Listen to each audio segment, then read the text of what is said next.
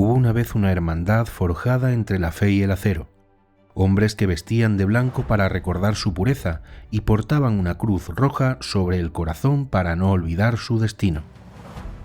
Un juramento los ataba: renunciar al mundo, abrazar la pobreza y blandir la espada no por ambición, sino por proteger a los inocentes. Se llamaron a sí mismos los pobres caballeros de Cristo del Templo de Salomón, y aunque sus enemigos lograron destruir sus cuerpos, jamás consiguieron apagar el eco de su nombre. Nacieron de la necesidad, pero crecieron alimentados por el mito. En un mundo donde la vida valía menos que una moneda, ellos ofrecieron su vida entera por una causa. Y durante casi 2 siglos, los templarios cabalgaron como una fuerza imparable, surcando los caminos de Europa y Oriente con la fuerza de su fe como única brújula. Su historia no es solo la de batallas y conquistas, sino la de una llama que iluminó una época de tinieblas. Una llama que aún hoy, 7 siglos después, sigue ardiendo en los pliegues invisibles de la historia. Porque lo que defendieron iba más allá de reinos o de castillos, era la promesa de un mundo mejor, aunque su mundo se empeñara en traicionarles. Ninguna gloria es eterna, y cuando la codicia de los poderosos chocó contra la integridad de los caballeros, la tragedia no tardó en llegar. La traición no vino del enemigo en el campo de batalla, sino de las propias coronas a las que una vez juraron servir. En medio de esa tormenta, cuando los estandartes blancos caían y los templarios eran arrastrados por el lodo de la injusticia, un hombre se negó a inclinar la cabeza. Jacques de Molay, el último gran maestre del Temple, el último custodio de un juramento sagrado, no era un guerrero de cuentos ni un líder de masas inflamadas.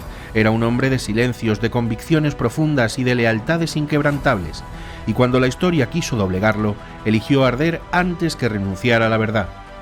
Hoy no vamos a hablar solo de guerras ni conspiraciones. Hoy vamos a recorrer el camino de un hombre que se mantuvo de pie mientras su mundo se derrumbaba.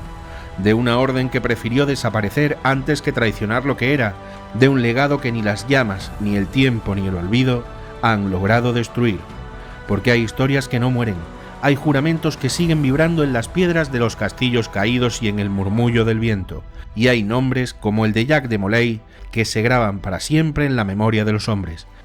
Esta es su historia, la historia de la Orden del Temple, la historia del último caballero.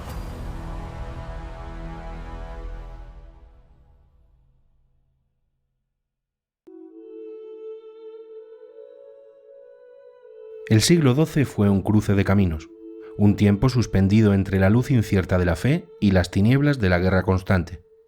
Europa, todavía marcada por las heridas de las invasiones bárbaras, era un mosaico de reinos fragmentados, ciudades amuralladas y aldeas olvidadas donde la vida era breve y brutal. El poder se repartía entre reyes ambiciosos, señores feudales sedientos de tierras y una iglesia que, como columna vertebral espiritual, empezaba a extender su influencia más allá de los monasterios.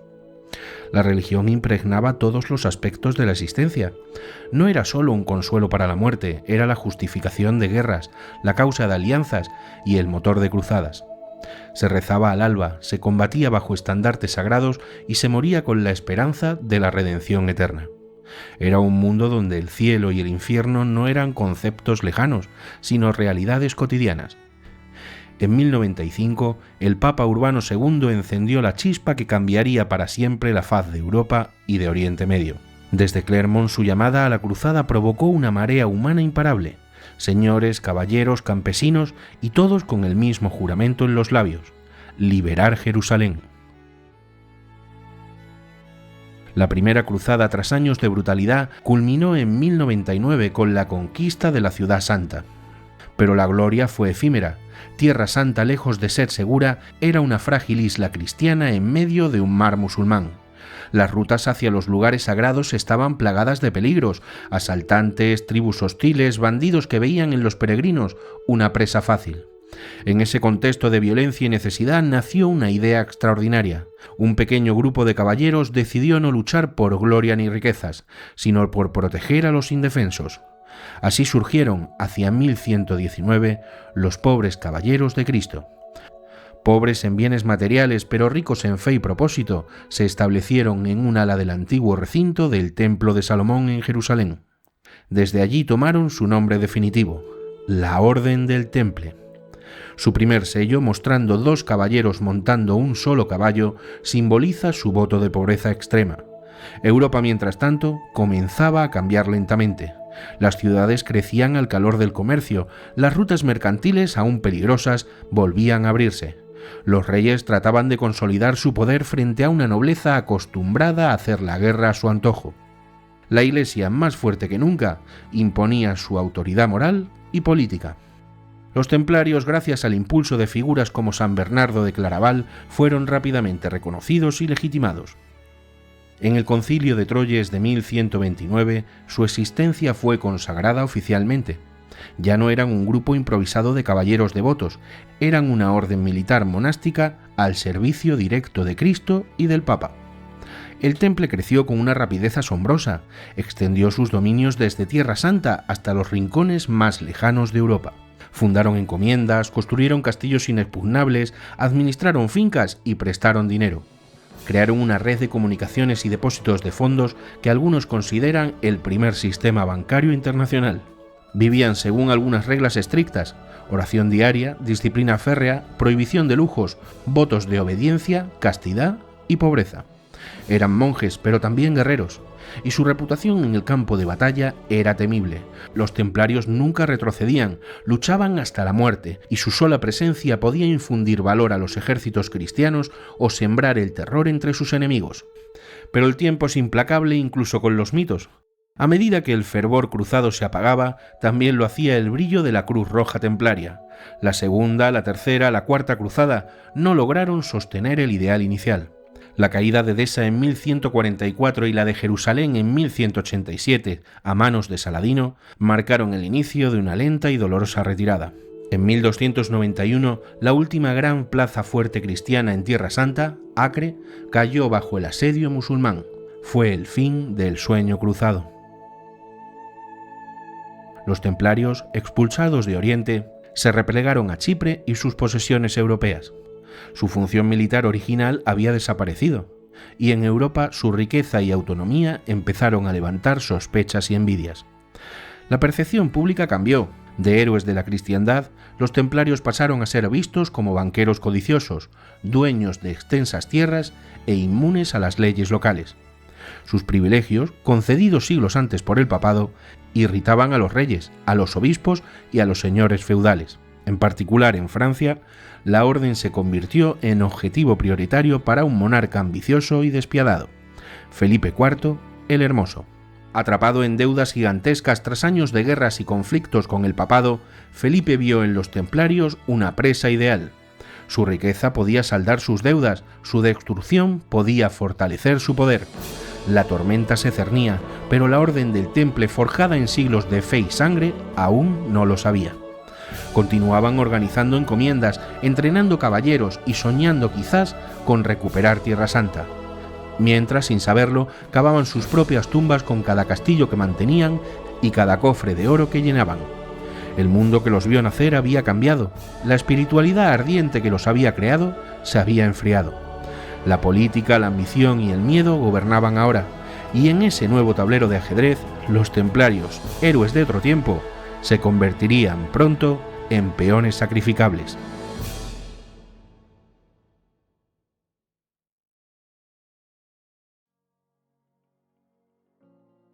En el corazón de la vieja Borgoña, en esas tierras de colinas ondulantes y cielos infinitos, nació Jacques de Molay alrededor del año 1243. Allí, donde los inviernos eran largos y la tierra dura como el acero, la vida enseñaba desde temprano que la fe y el esfuerzo eran las únicas certezas.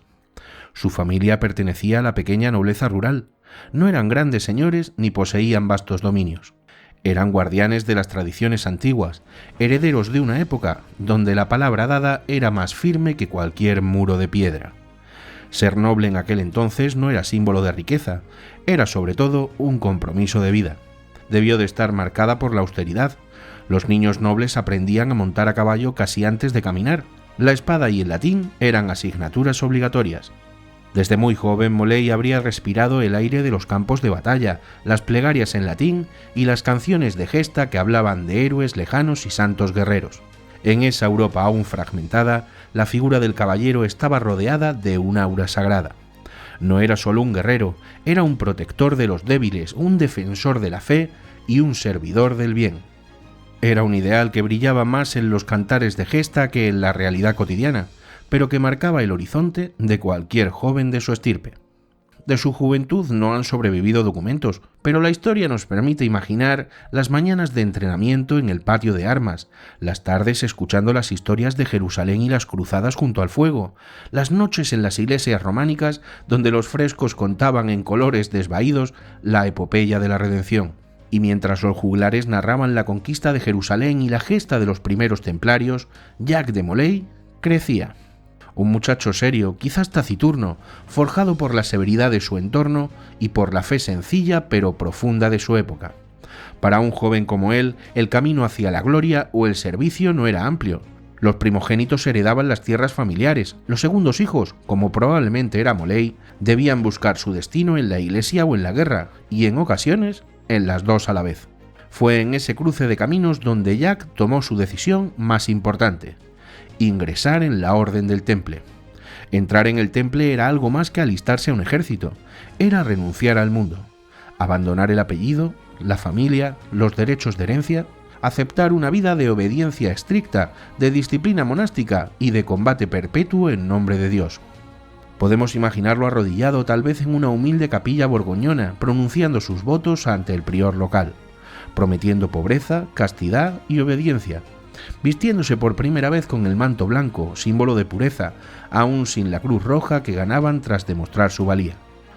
La formación templaria era dura, no bastaba con ser hábil con la espada. Había que vivir como un monje, rezar 7 veces al día, seguir reglas estrictas que regulaban desde las comidas hasta la forma de combatir. El templario debía ser frío como el acero en la batalla y humilde como un siervo en la vida diaria. Jacques de Molay demostró desde sus primeros años una virtud que sería su sello distintivo: la constancia. No destacó por gestas espectaculares ni por actos de arrojo temerario. Su ascenso fue el del hombre firme, confiable y que nunca fallaba, que siempre estaba donde el deber lo llamaba. Se forjó en las encomiendas europeas primero, perfeccionando su disciplina, su resistencia y su fe, y luego, como tantos hermanos, fue enviado a Oriente, a las ciudades cruzadas que aún resistían en Tierra Santa, a Acre, a Tiro, a Sidón, fortalezas que como faros en la tempestad mantenían viva la esperanza cristiana en medio del mundo musulmán.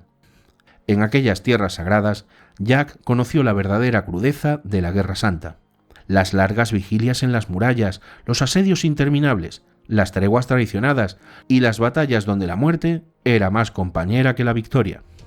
Allí aprendió que la verdadera fuerza no estaba en el filo de la espada, sino en la fe que la empuñaba. La caída de los reinos cruzados fue un proceso lento, doloroso y que moldeó el carácter de Molay. Vio retirarse a los grandes reyes europeos cansados de una guerra que ya no les interesaba. Vio a los musulmanes ganar terreno palmo a palmo y vio sobre todo el abandono, el olvido de Europa hacia aquellos que habían dado su vida por defender la cristiandad en tierras lejanas. Pero Molay no abandonó. Siguió cumpliendo su deber cada día y cada noche en cada fortaleza sitiada, sin esperar recompensas, sin soñar con glorias personales. Y esa constancia callada, esa lealtad sin fisuras, fue la que le llevó tras la muerte del gran maestre Gaudín a ser elegido como su sucesor. Era el año 1292, y aunque entonces nadie lo sabía, con la elección de Jacques de Molay como gran maestre del Temple, comenzaba el último capítulo de la orden más legendaria de la cristiandad. Un capítulo que sería escrito no con triunfos, sino con coraje, no con victorias, sino con dignidad, y no con espadas alzadas, sino con una fe que no claudicaría ni ante el fuego. Cuando Jacques de Molay fue elegido gran maestre de la Orden del Temple en 1292, no heredaba un legado de victorias, heredaba un sueño herido. El reino de Jerusalén había caído. Las últimas fortalezas cristianas en Tierra Santa eran islas sitiadas por enemigos cada vez más poderosos, y Europa, antaño encendida por el fervor cruzado, parecía haber olvidado sus antiguas promesas. Jacques de Molay asumió el mando sabiendo que su tarea sería titánica. No era un tiempo para gestas caballerescas, sino para resistir contra la marea del olvido, para sostener con una fe inquebrantable una causa que para muchos ya no tenía sentido. Uno de sus primeros grandes logros fue reorganizar los restos dispersos del Temple en el Mediterráneo oriental. Con la pérdida de Acre en 1291, los templarios se habían refugiado en Chipre, la isla que servía como último bastión cristiano. Desde allí Moley reestructuró las encomiendas, reentrenó a los caballeros y reforzó las defensas. No era una reconstrucción grandiosa, pero sí vital. La llama debía mantenerse encendida, aunque fuera más pequeña. Más allá de lo militar, Moley comprendió que el Temple debía adaptarse a un nuevo mundo. Intentó renovar la diplomacia de la orden, buscando alianzas con los reinos cristianos de Armenia y Cilicia, e intentando pactos con mongoles enemigos de los musulmanes. Quería preparar una nueva cruzada que devolviera a la cristiandad su presencia en Oriente. Un plan ambicioso en un tiempo donde los reyes preferían luchar entre ellos que embarcarse en lejanas campañas. En Europa, Moley se dedicó a fortalecer la red económica templaria. Las encomiendas, los bancos, los arrendamientos de tierras, todo debía funcionar como un organismo perfecto para sostener el ideal. Cada moneda recolectada en Castilla o Inglaterra ayudaba a mantener a los hermanos que vigilaban las murallas de Chipre. Bajo su mandato, la administración templaria alcanzó una eficiencia casi sin precedentes. Moley también demostró su habilidad política en el manejo de los conflictos internos. La orden hospitalaria, tradicionalmente los rivales de los templarios, empezaba a ganar influencia. Algunos sugerían fusionar ambas órdenes para fortalecer la defensa cristiana. Moley, con disciplina firme, resistió estos intentos, sabiendo que diluir la identidad del Temple sería la antesala a su desaparición. La fe del Gran Maestre en una nueva cruzada era absoluta. En 1306 viajó personalmente a Francia para entrevistarse con el Papa Clemente V, recién elegido. Moley presentó propuestas concretas: reunir tropas, garantizar apoyos financieros y coordinar acciones en el Mediterráneo. Creía sinceramente que aún era posible recuperar Tierra Santa si Europa unía sus fuerzas. Pero en París encontró más enemigos que aliados. El rey Felipe IV de Francia, cargado de deudas tras sus guerras con Inglaterra y Flandes, veía a los templarios no como defensores de la fe, sino como una amenaza económica y política. El Temple era independiente, era rico y era poderoso, y eso para Felipe era inaceptable. Moley, confiado en su rectitud, no vio el peligro inminente. Continuó defendiendo públicamente la pureza de su orden, enfrentando rumores de herejía, idolatría y corrupción que empezaban a extenderse como veneno. Se presentó incluso ante el Papa, exigiendo una investigación formal que limpiara el honor templario. Lo que no sabía era que el juicio estaba escrito antes de ser celebrado. A pesar de todo, hubo momentos de luz. En 1307, Moley fue nombrado visitador de las provincias templarias, en Europa y Oriente. Era un reconocimiento a su incansable labor de reforma y fortalecimiento interno. Bajo su liderazgo, la orden seguía siendo una de las instituciones más sólidas, eficientes y temidas de la cristiandad. Pero las sombras crecían rápido. Felipe IV, junto a su mano derecha Guillaume de Nogaret, tejió una red de conspiraciones que acabaría en tragedia. La madrugada del viernes 13 de octubre de 1307, fecha que pasaría a la leyenda negra, todos los templarios de Francia fueron arrestados simultáneamente. Moley fue capturado en París junto a los principales dignatarios de la orden. La acusación: herejía. La detención fue un golpe brutal, pero no inmediato. Moley, aunque preso, siguió demostrando su temple. Resistió los interrogatorios, las torturas, los intentos de forzar una confesión absoluta de culpa. Durante meses, años incluso, mientras su cuerpo se debilitaba, su espíritu permaneció firme. Cuando en 1310 decenas de templarios se retractaron de las confesiones obtenidas bajo tortura, fue Moley quien los inspiró, quien les recordó que la verdad y el honor eran más fuertes que cualquier tormento humano. Ese fue, sin duda, su logro más importante.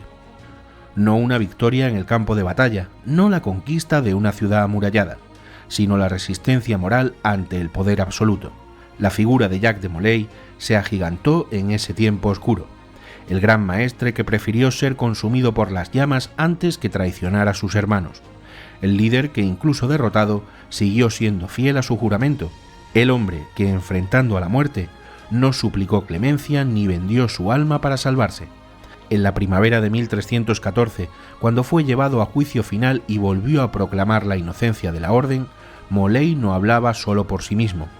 Hablaba por cada caballero templario que había caído defendiendo Jerusalén, por cada hermano que había rezado, combatido y muerto bajo la Cruz Roja. Y cuando las llamas lo envolvieron, no ardió un hombre, ardió un ideal. Y en ese fuego el Temple encontró su forma más pura, no como una orden militar, sino como una leyenda eterna.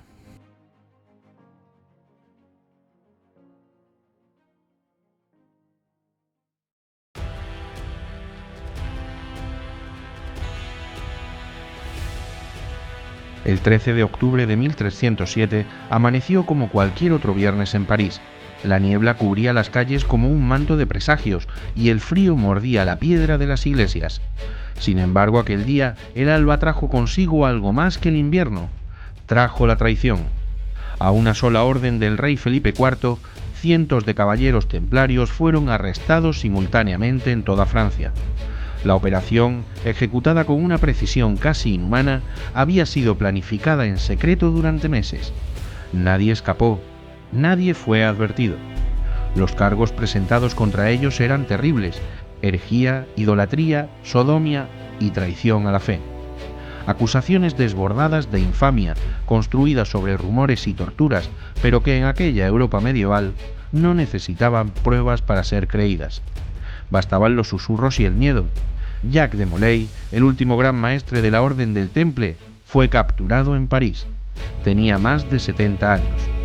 Sus manos, que habían empuñado la espada en defensa de Tierra Santa, fueron atadas como las de un vulgar criminal. Su rostro, curtido por los años de batalla y oración, reflejaba una mezcla de estupor, dignidad y desafío. Al principio, como tantos otros hermanos, Molay confesó bajo tortura. La rueda, el potro, las brasas, herramientas destinadas no a buscar la verdad, sino a fabricarla. Pero cuando las llamas se apagaron y las llagas se curaron, Jacques de Molay se retractó. Negó cada palabra arrancada entre gritos de sufrimiento, proclamó alto y claro la inocencia del Temple. El proceso judicial fue una farsa prolongada durante 7 años.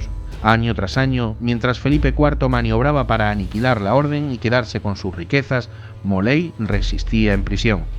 Su cuerpo se debilitaba, su salud se consumía, pero su fe, su lealtad y su honor permanecían inquebrantables.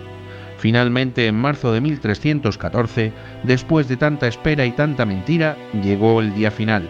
Jacques de Molay y otros líderes templarios fueron llevados a un estrado público en la Ile de la Cité, junto a la majestuosa Catedral de Notre Dame.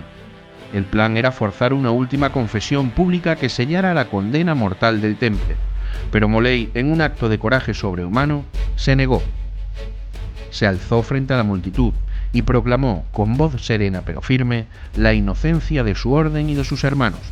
Renegó de las confesiones forzadas, denunció la injusticia de su proceso y con ese gesto selló su destino. Felipe IV, furioso y humillado, ordenó que Molay fuera ejecutado de inmediato, sin más juicio, sin más demora. Aquella tarde, cuando el sol caía detrás de las torres de París, un cadalso fue erigido en la pequeña isla del Sena. Jacques de Molay, junto a su compañero Geoffroy de Charnay, fue llevado al centro de la pira. Los hombres que antaño habían cabalgado por Jerusalén como héroes eran ahora tratados como herejes. Se dice que antes de que las llamas lo envolvieran, Molay alzó la mirada al cielo y lanzó una maldición. Dios sabe quién está equivocado y ha pecado. Antes de un año os convoco a ambos, a ti Felipe y a ti Clemente, al tribunal divino. Luego, en silencio, entregó su vida al fuego. No pidió clemencia, no suplicó, no lloró. Ardió como un caballero, como el último caballero. Y el destino caprichoso pareció escuchar su juramento. El Papa Clemente V murió apenas un mes después, en abril de 1314, y el rey Felipe IV cayó muerto en noviembre de ese mismo año tras una cacería. Y la dinastía Capeta, que parecía invencible, se desplomó en las generaciones siguientes. La Orden del Temple fue oficialmente disuelta. Sus bienes fueron, en teoría, transferidos a los hospitalarios. Pero muchas riquezas desaparecieron en los laberintos de la codicia real. Sus castillos fueron abandonados o entregados a otros. Su nombre, sin embargo, jamás fue enterrado. Jacques de Molay no dejó descendencia, no fundó dinastías, no ganó batallas memorables en sus últimos años, pero dejó algo mucho más poderoso. Dejó un legado que la muerte no pudo silenciar. Hoy su nombre sigue vivo en las piedras de las fortalezas olvidadas, en los susurros de las leyendas, en los sueños de quien aún creen que hay ideales por los que merece la pena luchar. La figura de Moley trascendió en el tiempo, se convirtió en el símbolo de la lealtad absoluta, de fe inquebrantable, de la dignidad humana frente a la tiranía del poder. Y su muerte dio nacimiento a una de las leyendas más persistentes de la historia de Occidente, la leyenda de los templarios inmortales. La de los guardianes de secretos olvidados, de tesoros sagrados, de misterios que aún despiertan la imaginación. Puede que la hoguera consumiera su cuerpo aquella noche de marzo, pero no pudo consumir su espíritu, no pudo consumir su verdad, no pudo consumir el fuego que todavía hoy, siglos después, arde en cada rincón del mundo donde alguien recuerda su nombre con respeto y admiración. Jacques de Molay no murió aquella noche, se transformó en llama eterna y en leyenda.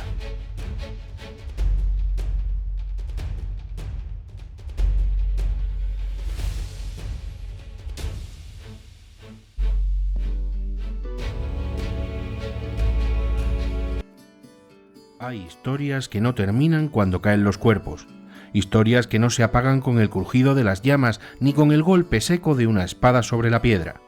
Hay historias que siguen respirando en el silencio de los siglos, latiendo como un corazón oculto bajo las ruinas. La de la Orden del Temple y Jacques de Molay es una de esas historias. No fueron perfectos, fueron hombres, de carne, de dudas, de sueños y de errores.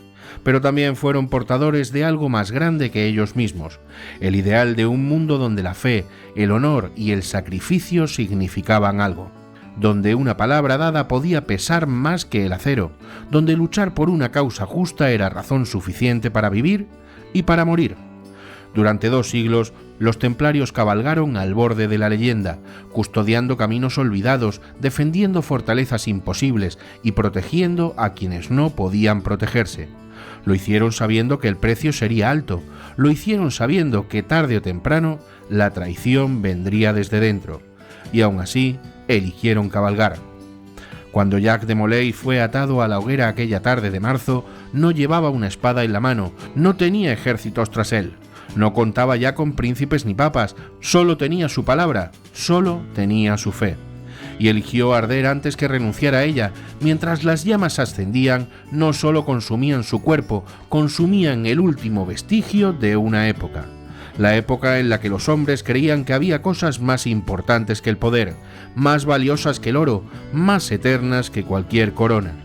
Muchos años después, cuando los castillos se derrumbaron, cuando los pergaminos se deshicieron entre las manos del olvido, el nombre de Molay seguía flotando en el viento. Sus últimas palabras, su dignidad, su fidelidad hasta el final, habían sembrado algo que ni el fuego ni el tiempo pudieron destruir. Hoy, cuando miramos hacia atrás, no vemos solo una orden militar disuelta ni un maestre ejecutado. Vemos un faro encendido en medio de la oscuridad, vemos una advertencia y una inspiración. Una advertencia de que la codicia puede destruir imperios y una inspiración de que la verdad puede sobrevivir incluso a las llamas. Los templarios desaparecieron de la historia oficial, pero nunca del alma de los hombres. Sus símbolos siguen en viejos capiteles olvidados, sus historias siguen en las canciones antiguas, y su espíritu, ese que no pudo ser quemado ni sepultado, sigue vivo cada vez que alguien elige la lealtad sobre la traición. Cada vez que alguien defiende una causa sabiendo que puede perderlo todo, cada vez que alguien, aun rodeado de enemigos, se niega a traicionar lo que es. Jacques de Molay no murió en París, Jacques de Molay cabalga todavía, en cada juramento que se mantiene cuando todo está perdido y en cada llama que arde en nombre de la verdad, porque hay batallas que no se ganan con espadas, hay batallas que se ganan simplemente resistiendo. Y mientras haya hombres capaces de resistir, la Orden del Temple jamás caerá del todo.